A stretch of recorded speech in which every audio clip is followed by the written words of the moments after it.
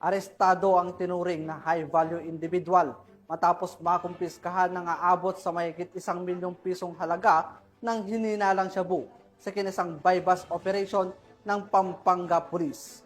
Nakipalitan dyan si Patrolwoman Lixen Reyes sa Weran.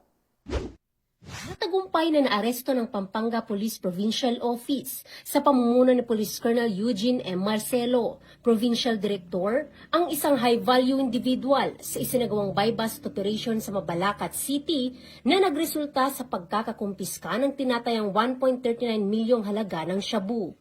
Ayon kay Police Colonel Marcelo, nagsagawa ng operasyon ng Station Drug Enforcement Unit ng Mabalacat City Police sa Barangay Dapdap na nagresulta sa pagkakaaresto kay alias Dong, 55 anyos, kasal at isang construction worker. Nakumpiska mula sa kanya ang humigit kumulang 205 gramo ng hinihinalang shabu.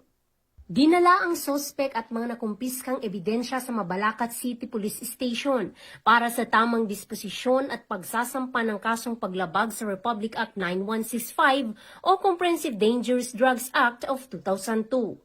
Patuloy na nagpapatunay ang Pampanga PNP sa kanilang matatag na paninindigan para sa isang ligtas at drug-free na lalawigan. Mula dito sa Police Regional Office 3, ako ang inyong PNN correspondent, Patrolwoman Lixen Reyes A. Saweran, alagad ng batas, tagataguyod ng Balitang Pulis.